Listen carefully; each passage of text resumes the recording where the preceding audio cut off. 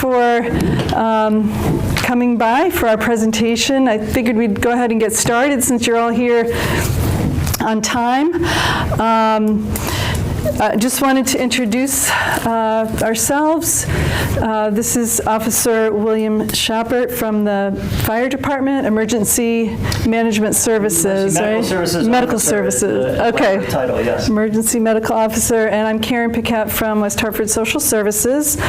And we're here today to talk about fire and fall prevention. It's a program that was developed by the National Fire Prevention Association. And the reason that we're doing this is, there's a couple of reasons. One is there is a statewide Fire and Falls Coalition and initiative, and they've asked a lot of the municipalities to help support that and get the word out. And some of the statistics also kind of speak to the why we're doing this. Older adults aged 65 and older are twice as likely as the regular population to be killed or injured by fires. Twice as likely, that's a lot, right? And then as we age, 75 and over, it increases to 3 times and 4 times by the age of 85. So we want to do what we can to prevent those injuries and deaths from fire if we can. And then 1 in 3 older adults will experience a fall. That's a lot. It's a lot, isn't it? 1 in 3. And many of them resulting in emergency department visits. And you know, I've had a fall. I don't know about anybody here, but once you do have a fall, then you're afraid of falling. And so then it kind of becomes a vicious cycle. So we want to try to break that too. And what can we do to prevent that? And if it does happen, what can you do?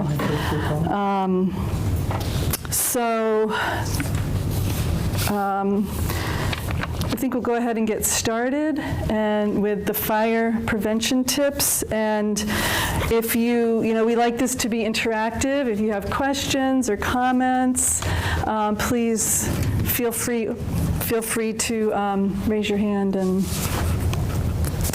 let us know. Have a hand that over. We'll do a hot mic swap here. If I can figure out how to connect that. Boom. You said, put her in my pocket. Okay, good morning, friends. Thanks for coming in. My name's Bill Schappert. I work for the fire department. And we're here to talk today a little bit about fire prevention and how to kind of help you out here in the home. Today is different than yesteryear, right, when we talk about how fast fire spreads throughout a home. So the traditional construction back in the early 1900s, the 1950s, the 1960s, up to like 70s, 80s, was true construction and true lumber, and everything was, you can tell, right? Everything was a little beefier and a little bit stronger, right? And not everything inside your home was made of gasoline. Today, the inverse is true, right? So just the things that they use simply in the construction of the home are a lot of pressed like laminate boards. Inside of that is a lot of petroleum-based products. So what does that mean? Is your entire home is manufactured of gasoline? Not entirely, but you can kind of understand and appreciate a little bit of the difference in the construction and everything that's in the home, right? These simple gloves, right, were probably at one point leather or heavy-duty something or rather, cotton or real, type of product that was manufactured naturally in the world.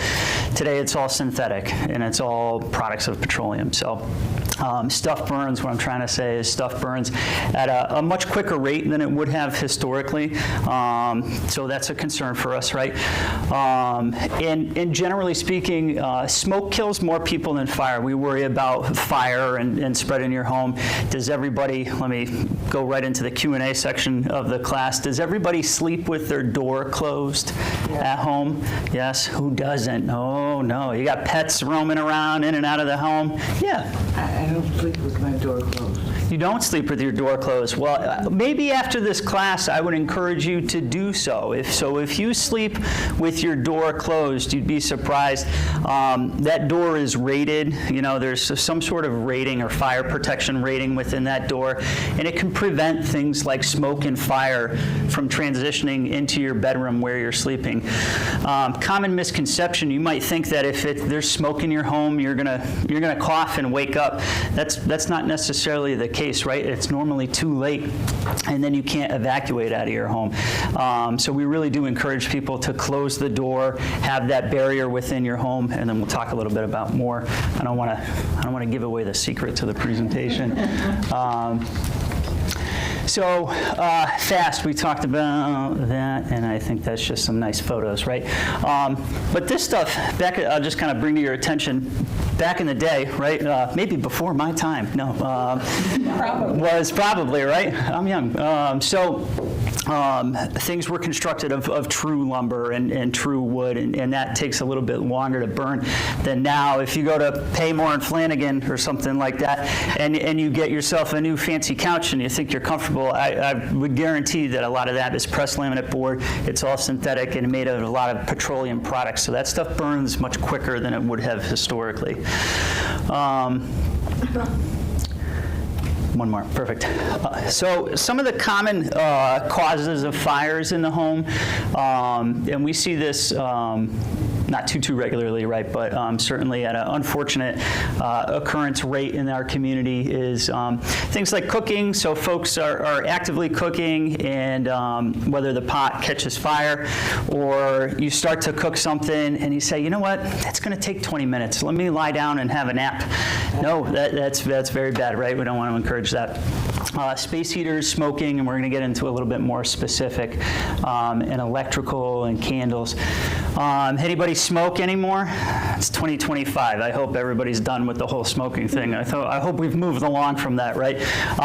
But if anybody's still smoking, we encourage you to use ashtrays and things like that, and go outside to smoke, and don't smoke in bed. I can't tell you the number of fires that I've been to that, unfortunately, folks have succumbed to the fire as a result of smoking in bed.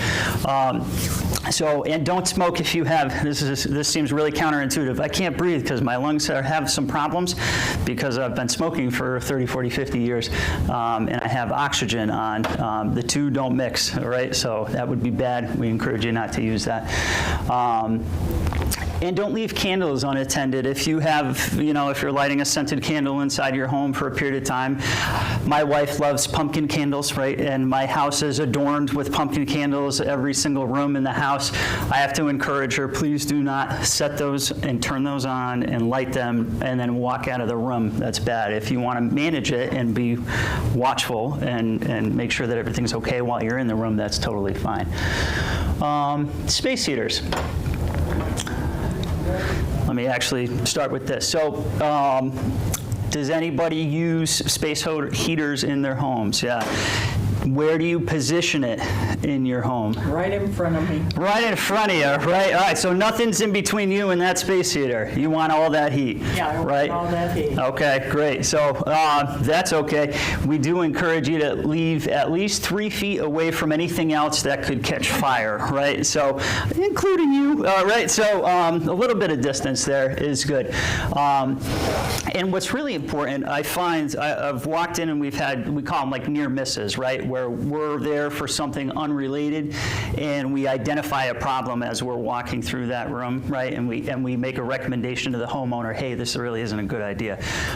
So things like plugging in your space heaters, or for that matter, your air conditioners, into a power strip or a power outlet, those things demand a lot of voltage and a lot of electricity, and they really want to be plugged into a main outlet. You don't want to overload an outlet plug, right?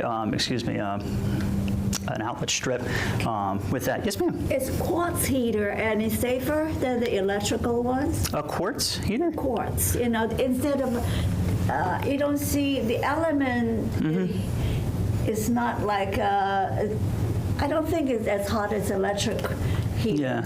I'm not, honestly, to be brutally honest with you, I'm not entirely sure. I'm not familiar with a quartz I think heater. in the 80s and 70s, it was very, very popular. Maybe I'm outdated. Before my time, yeah. I would, speak generally, to heaters throughout. They're probably, they're safe when used as the manufacturer recommends, right? So if the manufacturer recommends a certain distance away from it, or a certain operating temperature, or a certain plug size, or whatever you have to use, as long as you're generally using how the manufacturer recommends. The manufacturer, if you have a current product that's been around for a little while, this is the nationwide system of fire prevention and statistic gathering and all that. When we have an issue with a particular product, we write down serial numbers and manufacturer types, and we send it up into the nationwide system so that that manufacturer can be aware if there's a problem. They can do research and then educate the rest of their consumer base on that. So if there's an issue with something like that, you could call the manufacturer of that and say, hey, I still have this 30-year-old device. Is it okay that I'm continuing to use this kind of thing, right? It's kind of the best. Yes, ma'am.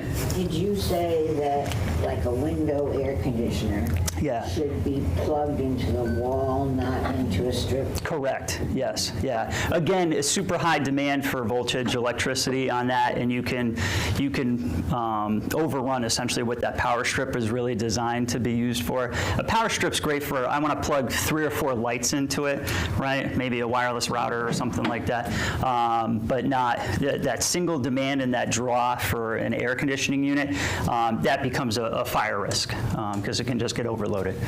But cool, we're cruising right along. Good. When we're in the kitchen, everybody like cooking? Anybody Italian? No? All right.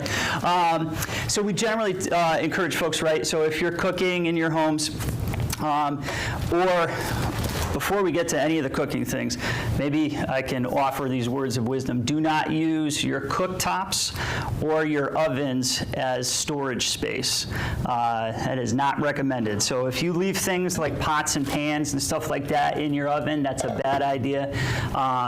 If, grandson or granddaughter, little Timmy, runs in there and accidentally turns on that unit and then catches whatever's inside that on fire, that would be bad. Same thing on the top surface, right? If you have a gas stovetop and there's pilot lights on there and you store a cardboard box over there overnight, that's going to catch fire and you're going to have a problem, right? We generally don't want to store anything in and around near a cooking top surface or inside the oven itself. When you're actively cooking, you want to stay close and attend that, whatever it is that you're cooking. Short sleeves or form-fitting sleeves are good, just if you're in or around or near that, right? You don't want to actively catch fire. Oven mitts are important, so we would want to be wearing oven mitts when handling anything that's potentially hot, right? And why is that, right? It's because it's hot, right? So you don't want to start to lift something up and then it catastrophically goes awry and flies all over the place. And if we were cooking and something were to catch on fire, I love the prop, this is good. So if something were to catch on fire inside the pan that you're actively cooking on, you would want to turn off that stovetop, whatever burner was cooking, and if you can put something on top of that, a cooktop on top of wherever you're cooking in order to kind of smother out that fire, that's great. If it doesn't go out, or even if you wanted to, there's fire and now there's a bunch of smoke all over the place, and you were able to partially smother this out, and the smoke detectors are going off in your home, and the fire department gets called, that's great. That's what we're here for, right? And so we would love nothing more to come and make sure that the area is safe. Don't feel like you have to handle that alone, right? So if you get into a kind of a hairy situation, you say, you know what, I'm not really comfortable, call the fire department. That's what we're here for. So we're happy to come out, make sure everything's safe, get this out of your home for you. Yes, ma'am. How do you call the fire department? Awesome question. Anybody have the answer? 911. 911. 3 simple numbers. So 911. Call us anytime, day or night, and we're happy to come out. So call the emergency number. A lot of folks may try to. I always personally encourage people, don't waste your time trying to find the private number, to our dispatch center. Just call 911. It makes it a lot easier for everybody if you're ever concerned about something. Because something that you might not be concerned about, we might consider an emergency, actually. So we would want to get there fast, if that makes sense. Drinking. I know that I always enjoy a bottle of wine while I'm cooking my pasta late at night, but don't imbibe too much, right? So watch how much you're drinking, watch your medications that you're taking. Again, that thing is, we've had this in town happen, where somebody started cooking something on the stovetop and then said, I'm just going to take a nap for 15 minutes. I'm going to rest my eyes, and then I'll come back, and then it'll be all cooked, and then I'll have my dinner. And then next thing you know, there's smoke all over the apartment, and we have to evacuate in a whole apartment complex. So we don't want that to occur. Boom, boom, boom. So the old adage that everybody was likely taught when you were in kindergarten or young ages certainly stands true till today, right? So if you are actively on fire, your person, the clothing on your body, we want you to stop, drop, and roll. And we do encourage people, and see how it says here, stop, drop gently down to the ground and cover your face with your hands. This kind of protects your face if you can, kind of thing. And as you're doing that roll, the idea is we're trying to kind of smother out that fire.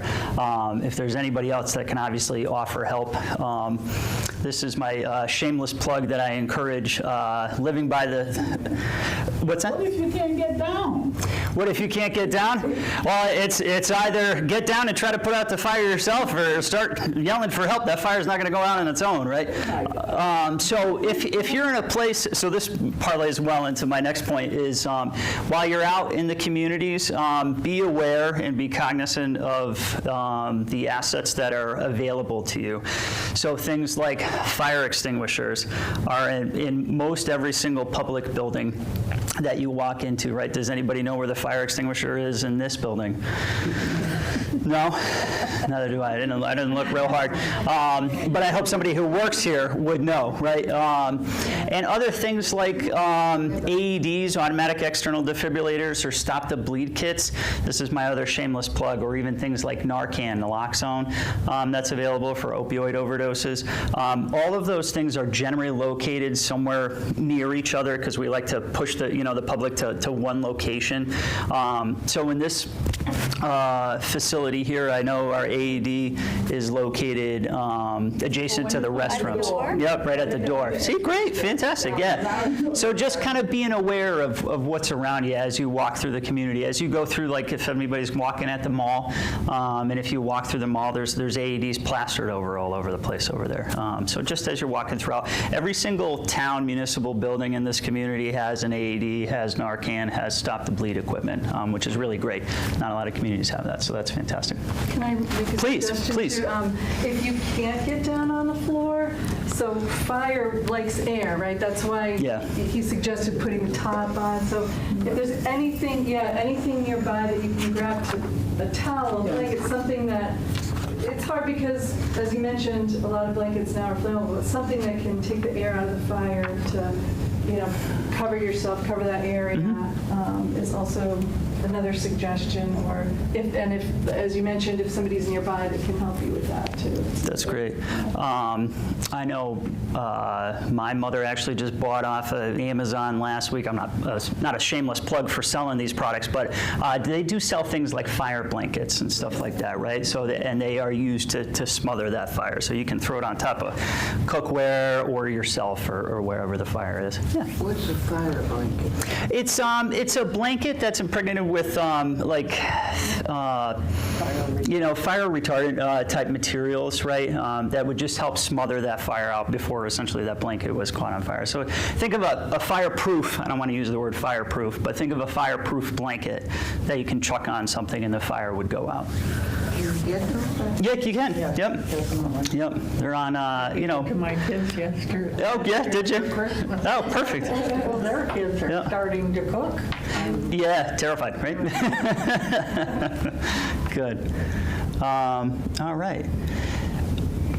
Something that we here in this community are happy to help you with too if you have any issues, so kind of pass this along. Smoke detectors and carbon monoxide detectors are super important in your home, so we want one on every level in your home, so the first floor, second floor, third floor, basement. Additionally, in every bedroom or sleeping room that you have inside your home so that you can hear it. The code these days is to have the fire code, whatever the standard is, right, is that they want those devices interconnected between each other. So whether that's digitally or through a physical wire is acceptable. But something that if there's smoke or fire happening in the basement, you're going to be aware of it up in your bedroom while you're sleeping at night kind of thing, right? And we encourage you to reach out to the fire department if you physically cannot install or change out batteries or anything like that. We're happy to come help you out with this. So just call down to the firehouse, not the firehouse, fire headquarters, and we'll get you a team to come out and get those installed for you. Or you can call a grandkid and have them come pop it up for you. No big deal. Probably have to buy them. We have a limited, I can't speak for the prevention division within our agency. We do have a limited amount of, so like if we came to your house for something else, we have like one on the truck that we can leave with you in the event of an emergency kind of thing. We would have to check our supply and our stock kind of thing. They're not super expensive. You can get them from Home Depot. They're like 20 or 30 bucks. And now they come designed, you used to have to change out the batteries every year kind of thing, change your clocks, change your batteries. Now a lot of them are designed, and in Connecticut I think they will not be able to sell anything else other than a 10-year battery, so they're good for 10 years, which is great. So. And do you have to ask for ones that are connected? That is generally if your home, it depends on when your home was built and what electrician did what at what year kind of thing. But the interconnected ones either are just via a physical plug. A lot of the homes that I've been in this town, they have the plug wired throughout the rest of their home, and you actually just plug it into the system and put it up on the ceiling. If it's not plugged in, then you would have to hire like an electrician to do that. If it doesn't have this plug. Correct, yeah. Interconnected. Yep. Yeah, either call an electrician, or there's some fancy ones that we don't offer, and that you can do like digitally. There's a couple like alarm companies that link them up. You can also, like if you're a part of like ADT or those different alarm companies, they generally help you with that too, and they'll wire everything in together for you, kind of thing. Okay, so don't just go buy one. Yeah, probably consult with a couple of people beforehand and make sure you're getting the right product. Absolutely, yeah. And like I said, our prevention division is happy to help you with that too. They're good folks. So we talked about smoke detectors. I don't want to skip over carbon monoxide alarms on every level of your home too. A lot of the times these smoke detectors / carbon monoxide detectors are the same unit. So if you have one on every floor, you're good. The thing that we really want to make sure is that these CO alarms are near anything that could cause byproducts of like combustion, right? So near fireplaces, down in the boiler room, that kind of stuff, because that's where we're going to be most concerned about that. You had a question? I forgot. That's okay. That's okay. I'm sure it'll come back to you. They have really neat things. I haven't seen that in our community, but they do have some neat things for folks that have hard of hearing or blind. They have these pretty fancy like bed shakers. So if you're sleeping in bed, you have your hearing aids out, and you're in bed, they actually have devices that'll shake the bed for you. I can't even begin to tell you where to try to look for something like that, but they do exist and they are out there, and they are kind of cool. Please. The American Red Cross might have these. They have, last time I dealt with American Red Cross, they said they had some. So that I would check there first if that's something that you Good. are interested in. I remember the question. Great. You said carbon monoxide detector. Yep. If you don't have gas heat, why do you need a carbon monoxide?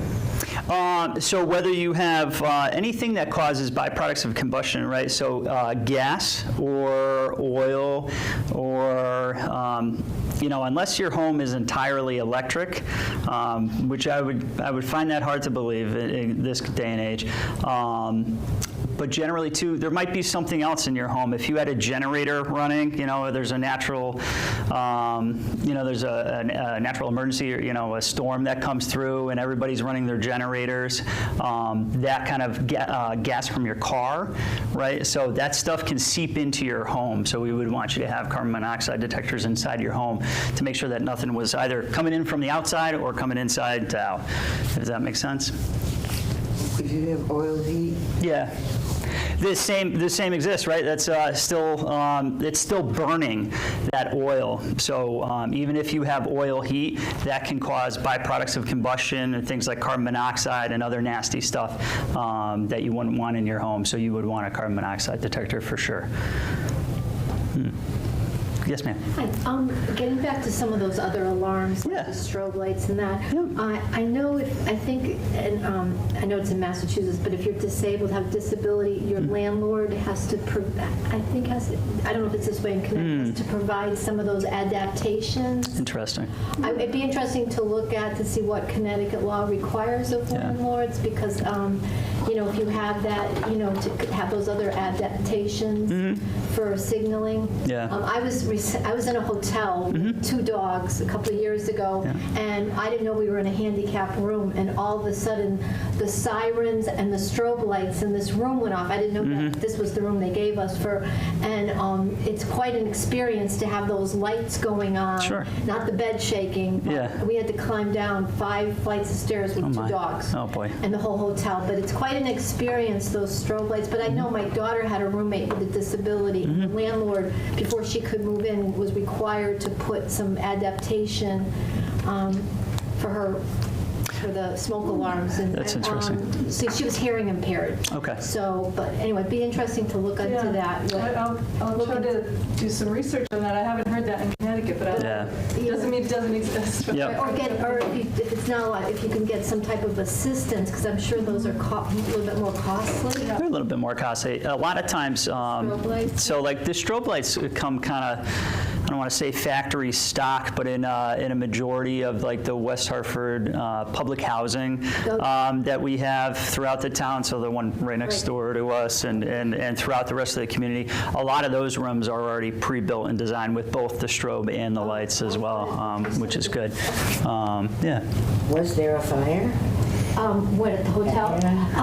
I think there was in the lower levels some electrical room. I do think there was. So we were outside. We sat in our car for a couple of hours with the dogs. Oh my. But it was an experience and it was 1 o'clock in the morning. Oof. Yeah, perfect timing. Always, right? In winter? I think it was August, but still. But it's when you have that happen, it makes you aware. So I do hotels.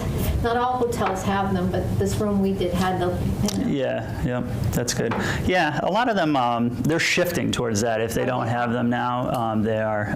And I'm not a code enforcement guy. That's the other gentleman that was supposed to be here, who I'm covering for. But he would know for sure. So any of those questions too, we can get back to you on those. And before I forget to, important to. Did I already jump over the next one? Important to check your smoke detectors regularly, right? So make sure that they're functioning. If somebody can push the test button on it every month, I say 30 days or so is what they want you to test them on. And this is one of my favorites. I'll bring it to my high school engineering teacher taught me this, is I live by the 7 Ps of life, which is proper prior planning prevents pitifully poor performance, right? So what does that mean? Is you want to plan ahead and practice an escape route from your home in the event of a fire, right? Or any sort of place where you need to get out, right? So if you can have 2 ways out of your home, that's best, right? If you have a plan, and that includes, right, if you're sleeping in a bedroom, and that's why we have windows in bedrooms in most of our private homes, as well as larger apartment complexes, right? One way is out the window, one way is out the door, right? And if we can't, I don't want to skip over into the next stuff, but if you have a plan, if you don't have a plan, make a plan, right? And just be prepared for that. If you can't get out of your home safely under your own power, I have another shameless plug coming up. What we want you to do, shelter in place. If you can so we want you to call 911, right? If there's a fire in your home, you can't get out the stairs, you're on the 2nd floor, smoke is coming into your door, but you remembered back to this class and you said, that guy Bill from the fire department told me to close my door when I'm sleeping at night, and so that saves you time, right? So the fire won't spread into your room as quickly as it would otherwise. You can put things like towels, like wet towels, down on the doorway to try to seal any gaps in the door to just prevent that smoke from coming in. And then we want you to call 911, tell us where exactly you are in your home, and how we can best help you. So when we get there, we can try to put up a ladder and get to wherever you are and try to get you out of there.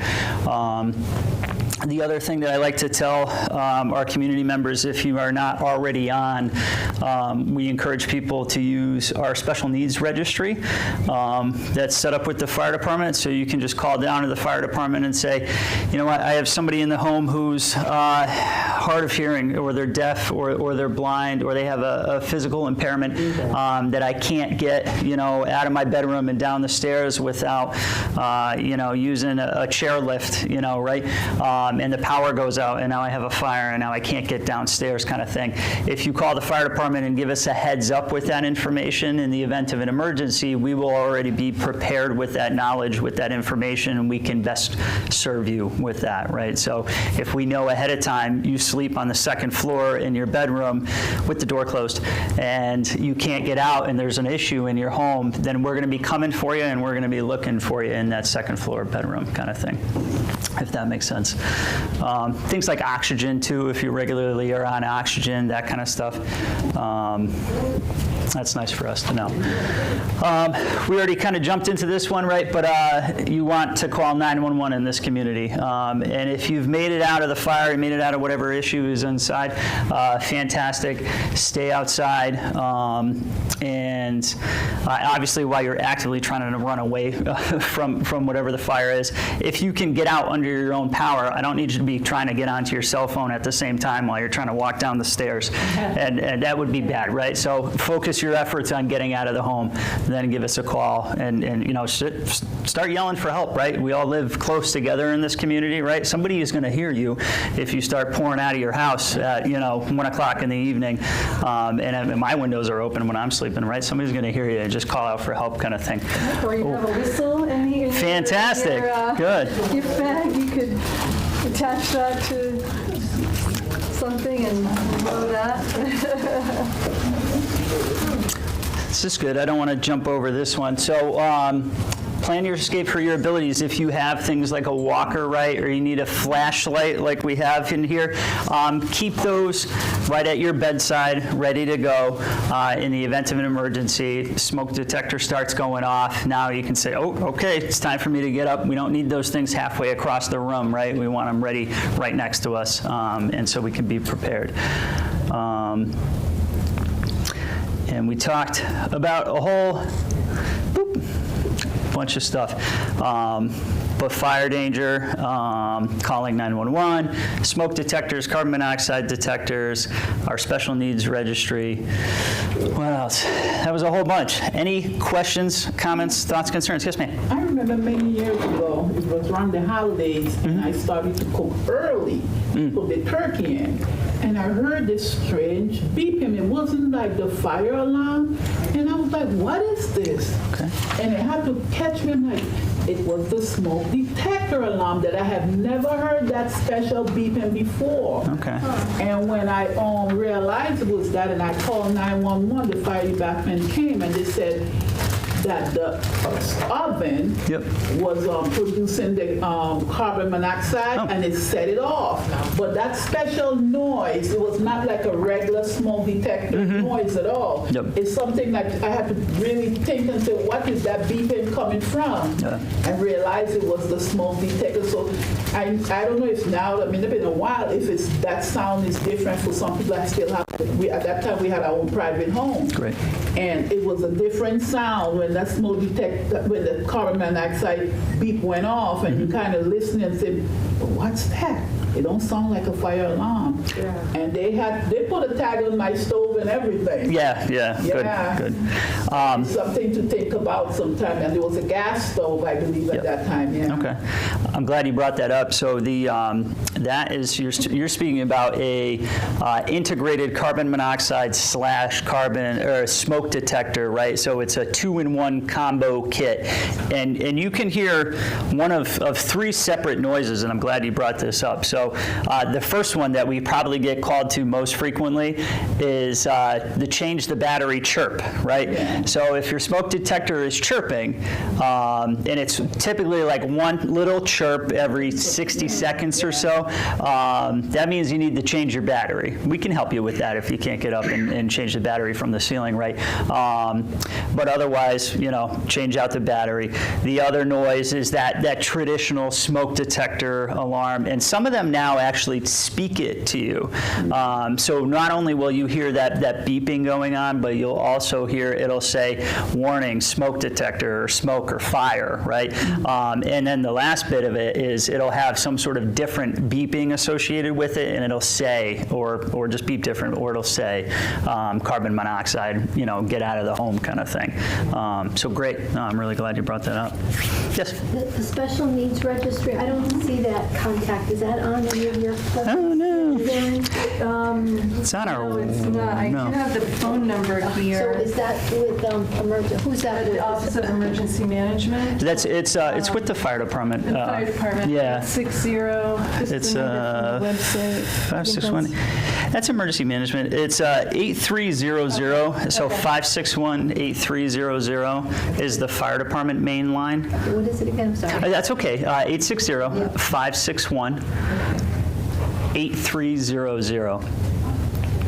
There's also a way to register online on the town website. Yes, there is. If you are comfortable doing that. Yep. Yeah. Maybe that could be added. Maybe you want to add this to your flyer. Yeah, probably that's on me and didn't communicate that little bit of it ahead of time to her. But yes, it is on the internet. So if you start kind of perusing through our website, so just go to the Town of West Hartford website, and if you start looking between the emergency management page, social services page, or the fire department page, there's a whole lot of resources available, which would be great. Yeah, sorry. You used to hear or see that people would talk about getting low to the ground, if there's smoke. Fantastic. You can. Yeah, stay low, right? So super important, right? So if there's smoke, smoke's going to rise up to the top of the room. First, it's heated, right? So it's hot, so it rises up. And as that starts to bank down, it'll start to occlude your vision, right? So you want to stay out of that. You don't want to be, A, breathing that in, or B, that's hot, that's superheated gases, and you certainly don't want to be breathing that in. So if you can, stay low, stay out of that plane, and we generally say if you can crawl out, that's fantastic. Right? Crawling would be a little complex even for me. I wouldn't want to crawl my entire length of my home, but if you can get out, that's great. But I'm sorry, ma'am. I also have, this happened to me on Sunday, and maybe you're going to spank me on my head when wrong.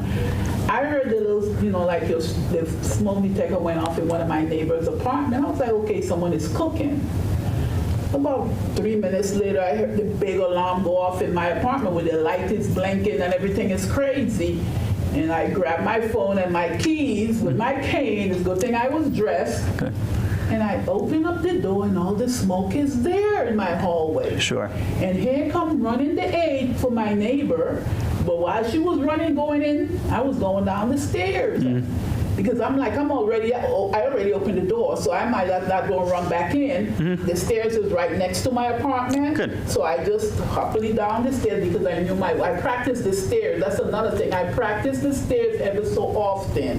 And my friend, he times me to see how fast I can make it down the stairs. That's Great. important. So I went down the stairs, but I know you just said stay in the apartment.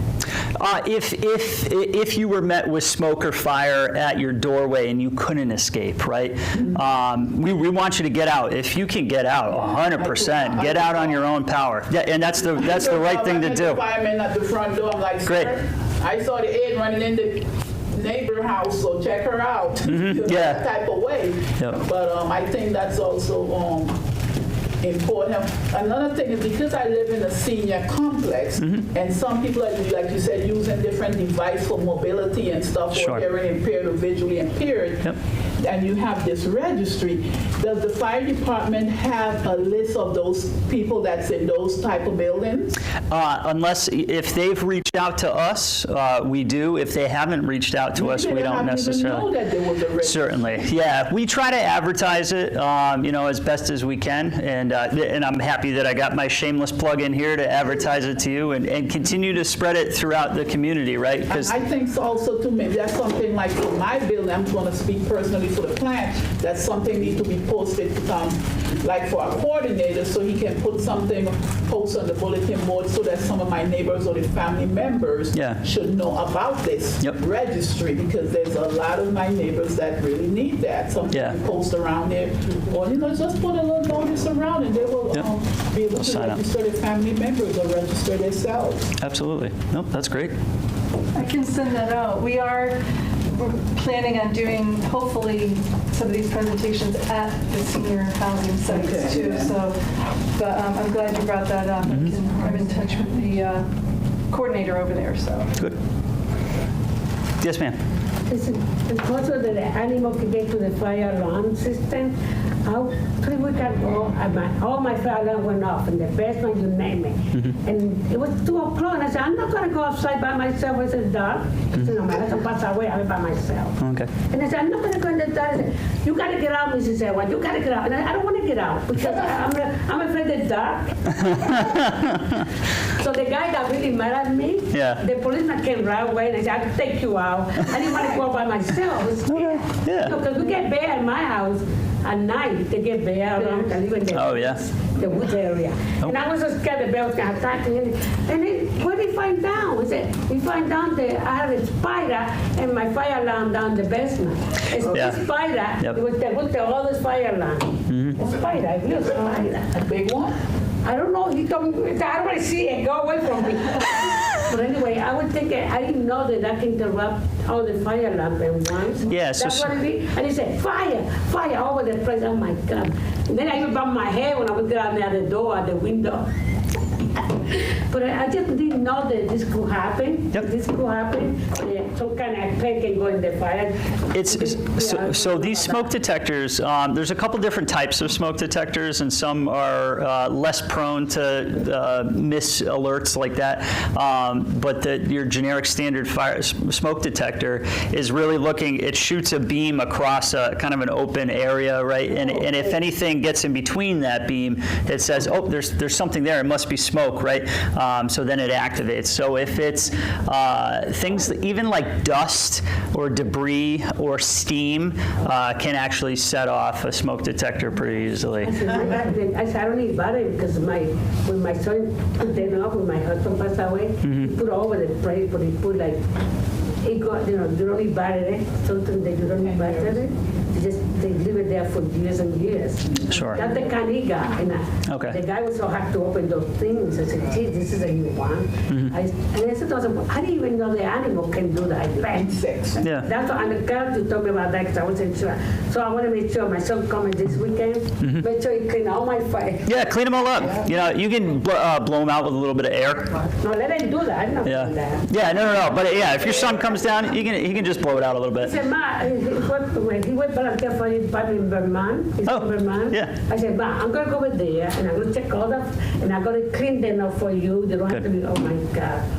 So I'm glad you thought, I wasn't sure about this pet being in there. Yeah. Yep. Yeah, certainly good. I wanted to check it all over when he come home this weekend. Good. Yeah, have him give the seal of approval. Thank you. I was going to mention, now you have a flashlight you can keep by your bed, so you don't have to be afraid to go outside at night. The police officer told me to wear my head. I said, I don't want to go to my head. I got a big bump in my head that day because I had a bump.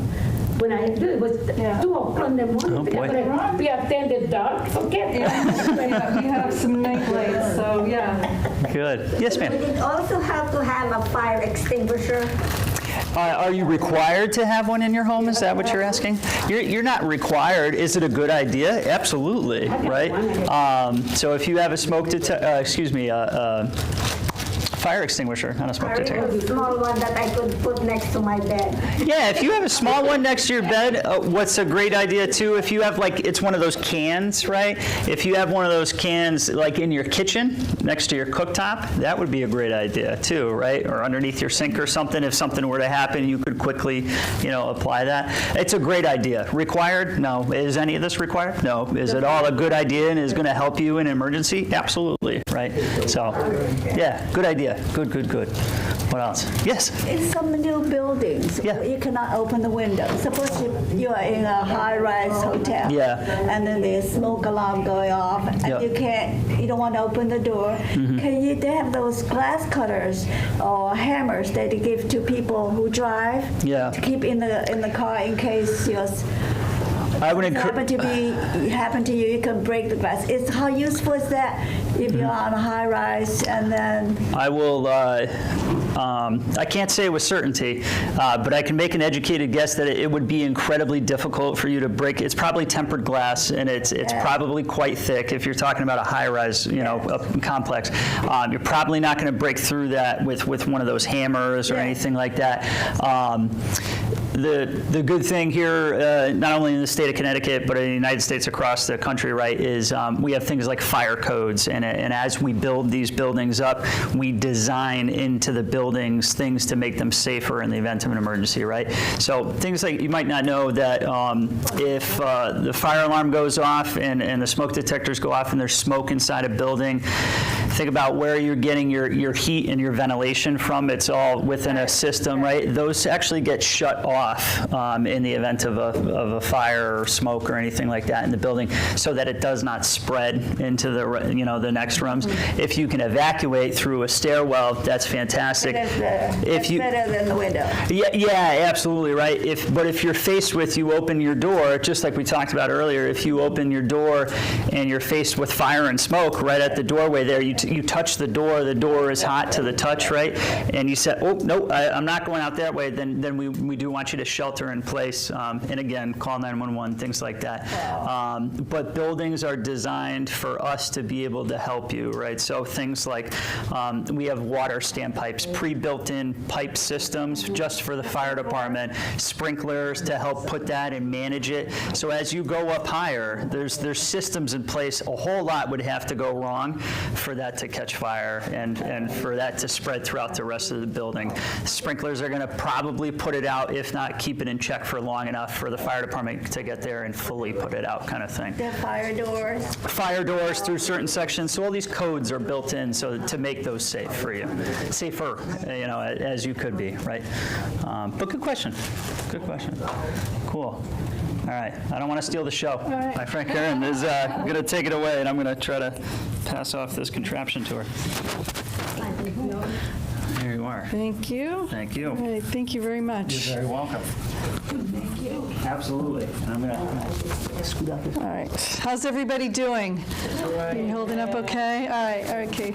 We're gonna switch gears here and talk a little bit about fall prevention, the other side of keeping yourself safe at home. Let's see.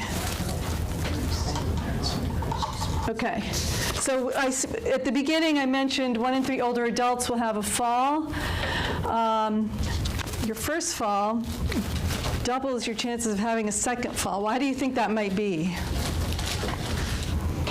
We're afraid. Yep, we get nervous. Once you have a fall, it happened to me. You're nervous again about falling, and so you limit your activity to try to keep yourself safe, which makes you weaker and increases your risk for falls, right? So it can become a vicious cycle. So we want to try to prevent that. So the first message is try to exercise regularly. Whatever you can do. There's so many different kinds of ways to keep yourself strong. It helps your coordination, your balance, and your strength. And I was looking at the senior bulletin for this quarter. I counted at least 24 different programs that are offered through the senior center for strength and balance, either by guests coming in and offering things. And so you have a lot of, some are free, some you have to pay for, so there's a lot of great options, whatever your interests are. Tai Chi is mentioned here. It's a slower type of movement to help with balance. You have the weight room, you have everything here. So I would encourage you to take advantage of that. Okay. Take your time. Take your time getting out of chairs, sitting down, getting up, getting out of bed. Once you stand up, take a little bit of time to balance and be aware of your surroundings. I think sometimes in today's culture, we're all in such a rush that can lead, things can happen so quickly. You turn the wrong way, and the next thing you know it, you're down. So just take your time.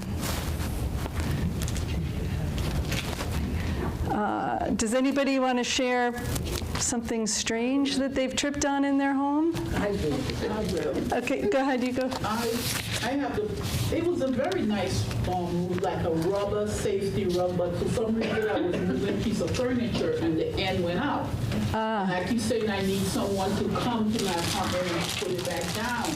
And I keep putting it off, and one day I almost fly through my door. I tripped and I think it knocked the life out of me. I lay there for like 10 minutes because it's like my whole breath had just out of Get me. knocked out, And I'm yeah. like, now how am I going to get up? My phone is not close by. What am I going to do? And I lay there, caught my breath, and it's a good thing I like a whole lot of shoes or boots or whatever. I have something there with my boots for the way I crawl. Got on my knees, and I stood up, and the reason why I had the strength to do that, go back to doing my chair yoga classes and the different classes, I had the strength to push myself back up in a standing position, and I felt okay until 2 or 3 days later. Then the whole body was aching tremendously. Yeah. But that was my fault with that. And you say don't put rugs if you're seniors, but that was a safety rubber. It was just like I call it a freak accident that had happened. But I realized that my daughter, she will come visit and, Mom, take that out the bathroom. Well, this, I almost slept on it, so I know, don't call me and tell me it happened. So move this, move that. Yeah. And we got, we want to make that place still look comfortable and beautiful even as we get older, because sometimes as you get older, they say, okay, move this, move that. But we are still human beings, and we still want our place to look a certain way, but the safety is what's so much important. Another thing, briefly, yesterday we was in our Zumba class, and I've been telling them, they did a very good job with the floor and polishing and everything. Sometimes I'll be sitting there and I see people, they sneak in with their trip. And I keep saying, something ain't right with this damn floor, because I keep feeling like Like the sneaker gets stuck or it's slippery? No, it's not slippery. It's like Okay. getting stuck. Like Yeah. the floor is shining. Do you know when our members dropped yesterday because her sneakers, and she hit the back of her head. Ouch. We heard a crack because we were dancing and she tried to catch herself like everyone, like we will always do, and she fell backward and hit the back of her head. They're saying I know the floor looked beautiful, but something wasn't right because I had watched it, but Geneva, it's just my sneakers. Our member dropped and hit the back of her head in this dance class yesterday. They had to call 911. Oh, that's, and it's, it's serious. it's kind of alarming, This yeah. is a place where we all are seniors. It looks beautiful, but what about the safety measures? Yeah. It's shining, looking good, but it's not just typical younger people walking around here. Yeah, that's a hard one. Because I think when, well, we'll get to shoes in a little while.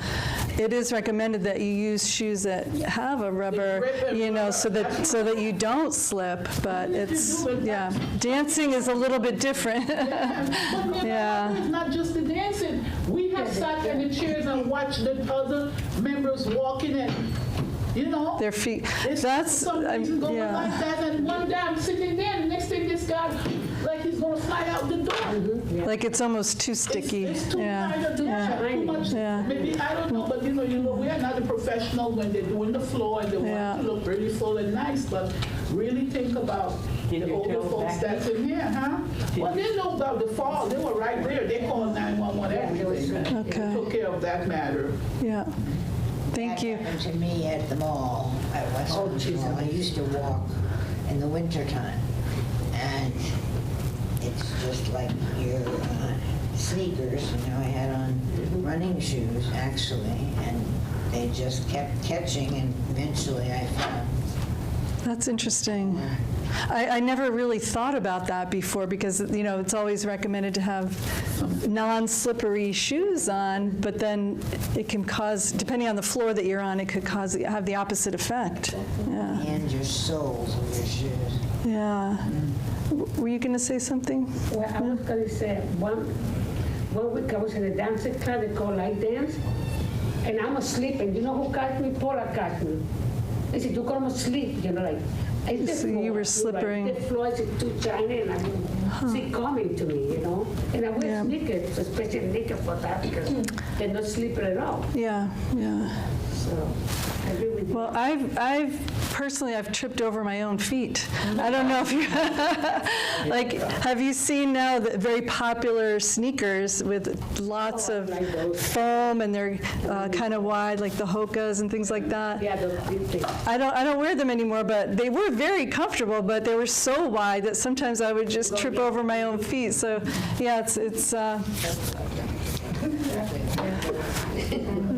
but thank you for sharing that. I think that thought, we'll talk about that too, about rugs, but some trips are great, fun, but not all of them. Okay, so keep stairs, pathways, and walking areas clear. How many of us put stuff on the stairs ready to go up, or ready to bring up? And then sometimes they sit there for a while. Or other, sometimes we just have other, boxes or things that we've been meaning to move for a long time. We want to make sure we have clear pathways in the home so that we don't trip, or the staircases as well. Even, on the outside of the home too, or inside, plants and things that might stick out, books, magazines, all these things that we all have in our homes. So we want to keep those clear.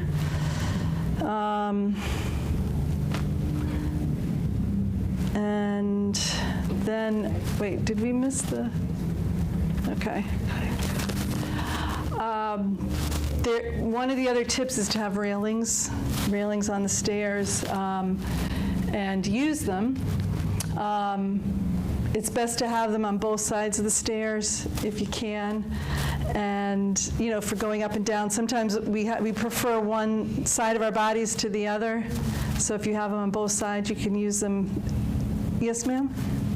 5 years ago, I fell doing what he was doing.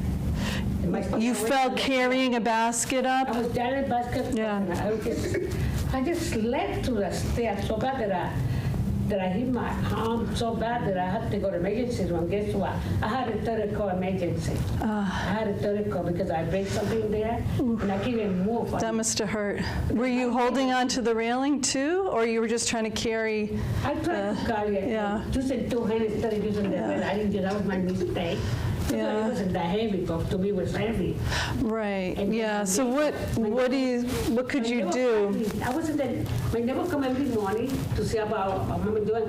She said she read the doorbell, nobody answered. She was worried because I was there. She called the policeman. They came over and took me to Yukon. Oh yeah. I had to call my daughter. My daughter was in May that time. My son was in Vermont. I had to call my kids and say, she needed emergency surgery because I broke my credit card. Oh, that's painful. Yeah, so it was almost best I could even move. Yeah. That's so. Yeah. And that's I was. So you were trying to carry. Well, notice one of the recommendations is if you are carrying something, carry a lighter load and use one hand on the railing to, so you can, either going up or down. Yes. What I do, instead of carrying the basket down, Yes. I use a reusable, well, that would work too. I use like a reusable grocery bag. And that way I can just hold a handle instead of a big Oh, bag that yes. I'm trying to hold on to.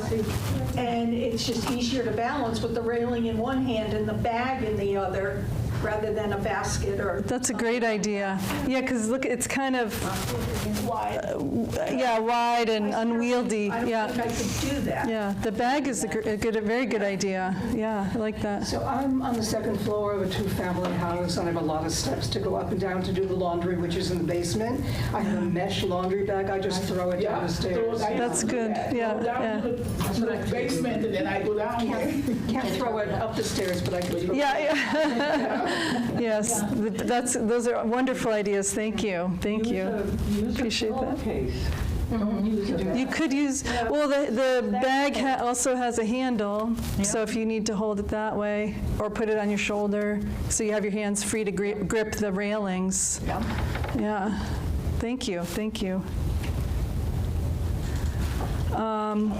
Okay, so the other idea is, improve your lighting around your house. So in your little goodie bag, there is a little night light that you can plug in. It's dawn to dusk, so it lights up as it gets dark. So that, just a little sample of what's available. There's a lot of different types of night lights out there. Some that are motion sensor, and some that you can stick like under your bed frame, so that when you get out of bed, the motion of your legs makes it turn on. You could put it on the stairs too, so that when you get up at night, if you have to go up or downstairs for any reason, and again, the handrails. And get your eyes checked. There is also, there's a little magnifier in there too to help with eyesight. Does anybody here have any kind of night lights that they like or that they use currently? I just got this one. You just have that one, okay. Okay. I never thought about buying any stuff like that. Yeah, you can get them at Home Depot, Amazon, Lowe's, hardware stores, have a lot. Sorry, Do you have to leave? I'm a transportation. Well, thank you for coming. Thank you. Okay. And then to the rugs, non-slip mats and non-slip rugs in the bathroom are very important. grab bars. Does anybody here have grab bars in the bathroom? Some in my bathroom because I feel Okay. there. Okay, and are they installed like they're installed into the wall? Have you seen the ones with the suction cups? Yes. What do you think about that? I don't know about that. No, That one. that's dangerous. So make sure you, I didn't do it for myself. I did it for my grandchildren getting out of it. that's smart. Yeah, 'cause they're at risk for falling too. It's slippery in there. Very. It's slippery. That's where most of the falls happen, in the bathroom and the bedroom. Yeah. Yeah, so that's great. We should have it for all of us. Yeah, absolutely. I use it. And then try to be aware of wiping up any wet spots as soon as you can. Any other thoughts about? Get the non-slip men. Yeah, where do you get that? I think any Home Goods, Home Depot even, yeah. Most bath mats have a good rubber backing. Yeah, you just have to Can't check. move my bath mat unless I reach down and actually pick it up to wipe it. It won't just slide Yeah, it out. most of them nowadays do. I was actually searching for some that don't have it as like a prop, and I could hardly find any. So most of them do have it, but just check, because there are some that are kind of flimsy, I guess. That's not, so if you can feel it and see, before you They have that super. buy it, And yeah. sometimes they'll say non-slip Yeah. on the label. Yes, exactly, yeah. It has something else too that my daughter have it help for me when I do the bathroom, because sometimes stay with her. She put like some kind of animals, some kind of patches, and it's not secret at all. I don't know what you call that, but this is not For the for kids, yeah. It might be, for me. Because, yeah, I haven't seen those. yeah, she put it Yeah. for me because I sometimes stay with her for a couple Yeah. of days, me that. And she brought this big ugly frog in there and all that. That's why you don't sleep. Yeah, yeah. But I never saw that before. I don't Yeah, I'm sure you can find it online, or Maybe that's what you find it. yeah, it's amazing. want everything easy to clean it then up. Yeah. So the rubber, you gotta take it out, you gotta clean it out. They get disgusted if you don't clean them up. Well, if water gets on it, yeah, it gets moldy. Just bleach, but I don't know if I could do that. Yeah. Thank you for sharing that. And then just be aware of uneven surfaces, like if there is a rug that's turning up, like I'm glad you shared that. And another person shared with me just that dilemma of like wanting your home to look beautiful, wanting something that you like, but also wanting it to be safe, and trying to find that balance. It can be Even going tricky. into businesses and stuff. Have you ever gone into a business and you see the rug when your entrance is kind of Yeah. not even and Yeah. up, and I'm stepping right and making sure, because they're not really thinking that way. They just have the rugs right there. When you enter in the businesses, the grocery stores, whatever, some of those rugs are not secure at all. Yeah, so you have to be aware of what your surroundings. Yeah. Okay. And uneven sidewalks are Yeah. The sidewalk. Yeah, you got to watch out for that. Remember to pick your feet up, because that picture with the little, you don't need much to trip. Yeah. Go back. And then the sturdy, well-fitting shoes, which we did talk about a little bit, which in some locations, it sounds like it can make your feet stick too much, but in general, the non-slip soles are best.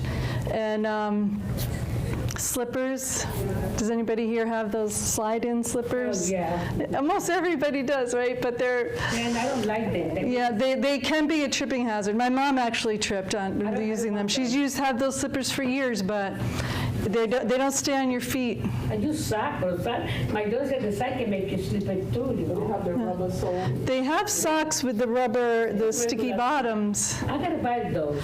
Yeah, yeah. I didn't see. Any other thoughts on how you can keep yourself safe while walking? Did you go back to, I missed the bottom one. Back, the other slide. Yeah. About making your flooring safe at home. Yeah. Yeah, have you heard anything about that? like your rugs and things. Yeah. Yeah.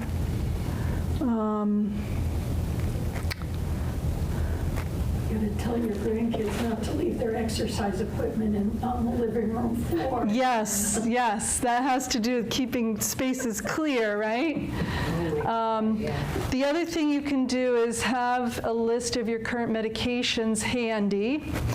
You do have, West Hartford has this File of Life program, so that's in your goodie bag. This goes on the fridge.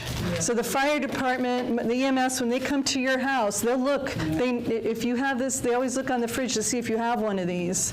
And you can list your emergency contacts, your medical conditions, the medications that you're on, and put it on your fridge. It's a magnet. They know to look for it, and the important thing is keep it updated. Don't leave it there and forget about it for 10 years. If you have a change, put it in there. If you need more, reach out. If you need a new one for some reason, reach out to us. I know the senior centers used to have them. I don't know if Becky, I think they used to have stocks of them. They used to keep them in. They might, yeah. Yeah. You give us just one, but if you have another person in your household, you'd want to put two in. Absolutely. Right? But I'll have to check with Becky. Okay. And the fire department too will have those. Yeah, make sure you have your emergency contacts. It is helpful if you can share your medication list with someone close to you, family member, caregiver, too. But keeping it updated is important because, yeah. What I did, Karen, is I connected my daughter with what we call my chart. Oh, yeah. So now she can see everything about when I go to visit the doctors, the list of my medication. So if she need to communicate with any of my doctors, she can do that because she's also can just tap in from her phone or her laptop and know what's going on with me. Like you said, the list of medication, share it with other family members and stuff. Because sometimes you're in a position where you can't speak up for yourself or you don't have it. That's a great tool. Yeah, I just learned about that. That's wonderful. The other thing is review your medications with your doctors, because as you probably know, some of your medications can make you sleepy, which can lead to a fall, or dizzy, or they could, interact negatively with alcohol or other. If you're taking supplements, sometimes those can interact. And make sure you take them as directed. Okay. All right.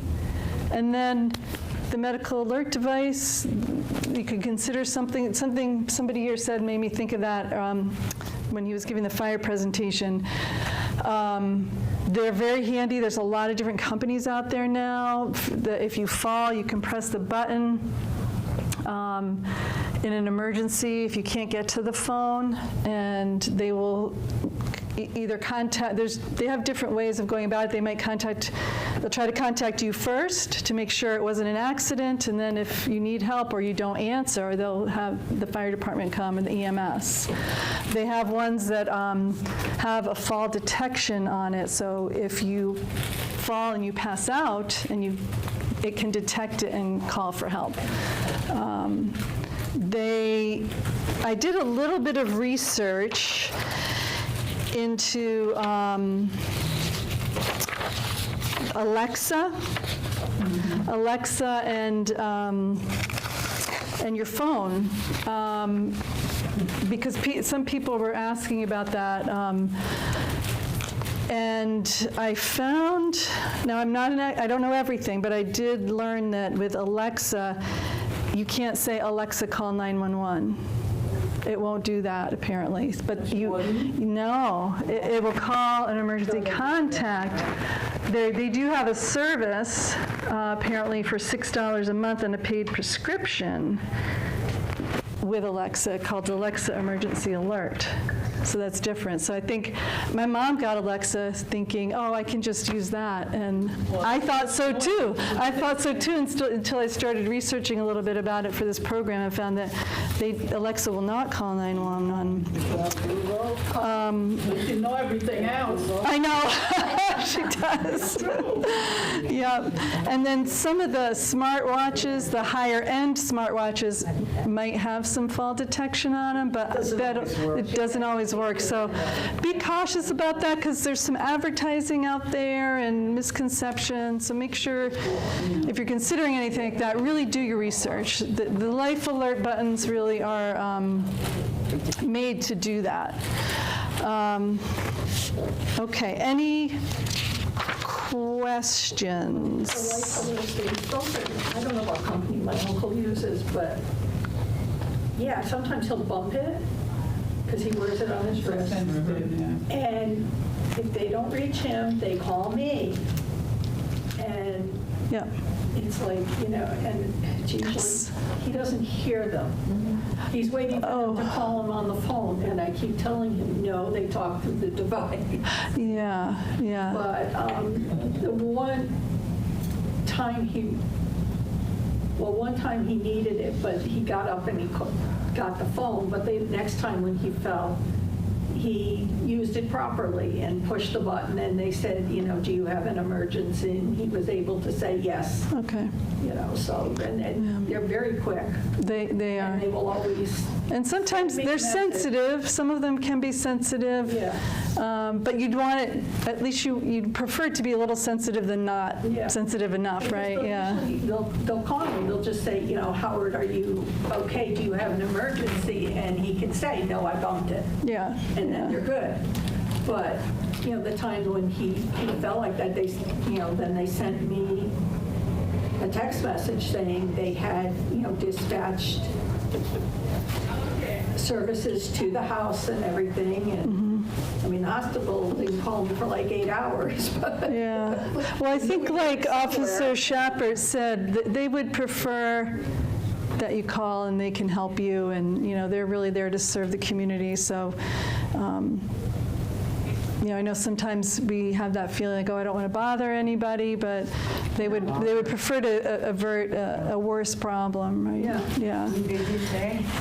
Who should she? If she to call 911, if they need to call 911 for help, that's okay. Don't feel bad. Don't feel bad. They're right on time. Yeah. The assistants will call them right away. Yeah. I did want to mention in addition to all the exercise programs that they offer here, I noticed they're offering balance assessments. They had one in September, but there's another one coming up at Elmwood in October and another one in December. And my friend from the University of Hartford, who runs the OT program there, they just had a big event at the University of Hartford with occupational therapy students doing, and you do that every year, right? Yes, that's right. Yeah. So we have balance and memory screenings every Friday at the University of Hartford from 2 p.m. to 5 p.m. Here? At the University of Hartford. But in the spring, we'll have a big event at the Mandel JCC down the street, not too far away. But yes, I would definitely encourage you to go to any balance and memory screening event. If you haven't been to a balance screening or memory screening within the year, it's a really important thing to do. Where are those held at UPark? Where are they held? Yes, so it's in the Hershey Center. I'm happy to give you some information. I can give you a flyer on it. It's in an email if you like, but it's in Hershey Center. And if anybody was interested, I can help you get registered or something like that too. But like Karen was saying, there are multiple balance screenings around Hartford and at Bloomfield and Elmwood, and if not here in Bishop's Corner. So I definitely encourage you to participate in one of those and just get the best information about helping you be at a low risk for falls. Yeah. You get your individualized, everybody has different imbalances or weaknesses on one side, the other, and having an assessment like that, you get more of an individualized recommendations. Yeah. That's right. And I can share, Chrissy sends me a lot of the announcements, so I can share that with you. And you send it to the senior centers too, so they usually advertise those. That's right. Yeah. How do you spell that? Yes, ma'am. It's HURSEY.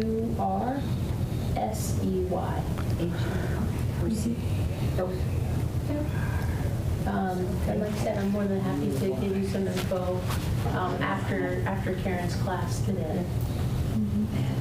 Percy Center. All right. I have a little raffle. So the reason we were able to present this program as well, that we got a grant from the state, so I was able to get these little goodie bags for you with some of these items, and then I have a few items that cost a little bit more that I thought I'd raffle off. Did everybody here get a raffle ticket? I didn't get any. Okay.